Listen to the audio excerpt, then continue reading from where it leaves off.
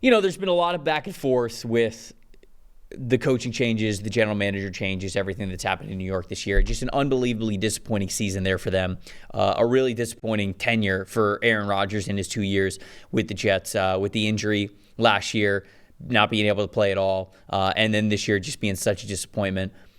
They do a lot of things, to go all in, drafting Olu Fashanu, drafting Malachi Corley, going and trading for Devontae Adams, just like a lot of things, a lot of offensive picks to make this offense a lot better, because the whole talk the last 2 years was, hey, if you even get this offense to average, the defense is going to do their part of things to get you into the playoffs. And this year, the defense has taken a big step back, and the offense just has not been good enough. It's looked very difficult at times.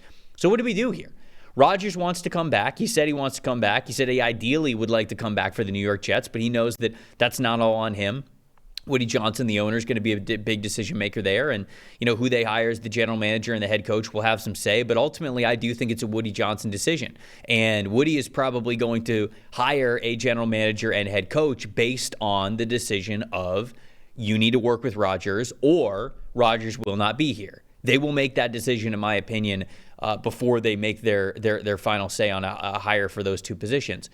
What do you think? How has Rodgers played this season? Does he look good enough? Has he, come along towards the end of the season well enough to where you'd go, I'd still work with him? Because, speaking of PFF passing grade, he's 11th right now. He's got the 11th highest PFF passing grade. He's got 21 big-time throws. He's got 10 turnover-worthy plays. And so it's not terrible. We see some stats there against the Dolphins. Now, the Dolphins secondary struggled, but almost 340 passing yards, 80.9 passing grade. He had the big-time throw, really high adjusted completion percentage. And so, he certainly played well this past week, but just what do you think about Aaron Rodgers overall? Do you give it one more go? We don't even necessarily have to talk about the contract and the dead money part of it.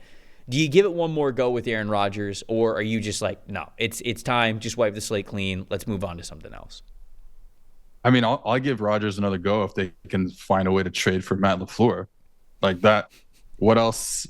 Well, like clearly that was, it's becoming more and more clear to me that this is like Aaron Rodgers needs to give his 2 MVP trophies to Matt LaFleur, his 2 recent ones to Matt LaFleur, because this offense is ridiculously it's like slant flat and back shoulder fades and like some safety splitting seam balls, and like that's it. And it's like there's nothing crazy about it. There's nothing unique about it. And it's all Rodgers just kind of doing it on his own. And these are the results that you're getting. He's 41. He just turned 41. He's not getting any younger.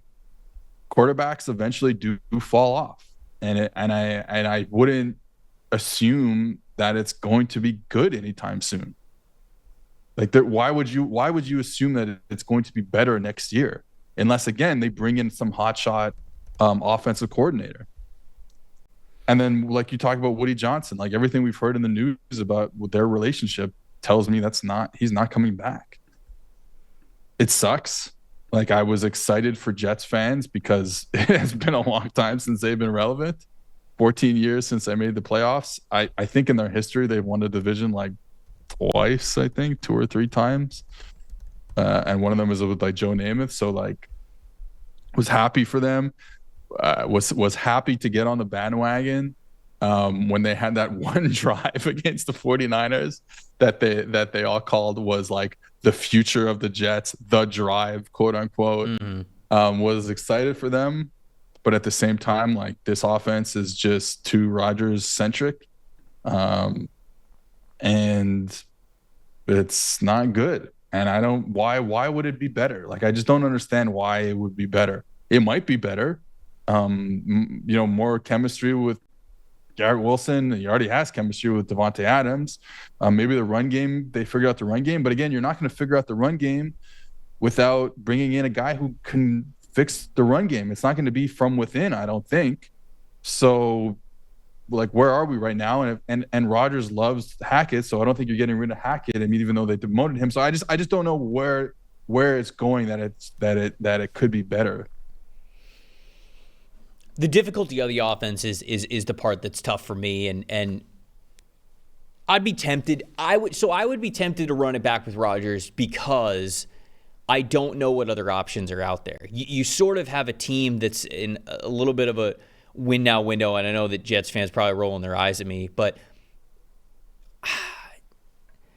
if you're moving on from Rodgers, you're basically like bringing this roster down to the studs over the next year and a half, and maybe that's what they want to do.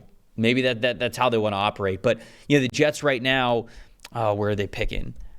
Picking 7th right now. Yeah. I was gonna say it's not in the top 5, and it's not like it's a good quarterback class. If it was a good quarterback class, I think that we're having a different conversation here. But if they're picking at 7, I don't. They're 3-10, so they're right there with even the Carolina Panthers, who are picking 4th. But they're not really winning the strength of schedule because they're going to have a much higher strength of schedule just because they played a lot of primetime games this year. So they're not really going to be on the higher end of any tiebreaker for a draft pick. Cam Ward, Shadur Sanders, like even those guys who we think are maybe going to be top 5 picks to the Giants or the Raiders as things currently stand today. Maybe you have enough faith in those guys to think that they're really changing the franchise around at some point and just go, yep, we're drafting a rookie quarterback. We're going to totally move on from a lot of these guys. We're going to continue to build the offensive line. We got a young receiver. We got a young running back. We've got some good young defensive pieces, and we're just going to build around them, and we're just going to move on from a lot of veterans. Maybe they are at this point because I guess if you run it back next year, do you think the roster's good enough to make a deep postseason run? Maybe that's not the case anymore. It's hard, though. It's hard for me to give up on this current regime right now. Or I should say the current roster structure, because not the regime. The regime's already gone. It's hard for me to give up on the Jets roster construction because even though it's been really disappointing in a lot of ways, I don't think they're like terrible players all the way around. I really don't. I still think that they've got some good players. I still think they can compete in the AFC. But it just does. You have to be so sure that the offense is going to look so much better. And again, it's getting hard to think that that's going to exist outside of Matt LaFleur. That's the part that I think really is the hang up here for me with Rodgers is the Matt LaFleur part. And if you don't, just to kind of like wrap it up here, I guess like one more thing, like if you don't believe that there's a offensive coordinator out there that's going to have that sort of effect, not quite Matt LaFleur because he's obviously phenomenal, but like if there's not a guy who is like that for them, then I think I would say I would move on as well. But do you think that that's even possible, or it's just like no, we're not finding a guy like that, so move on?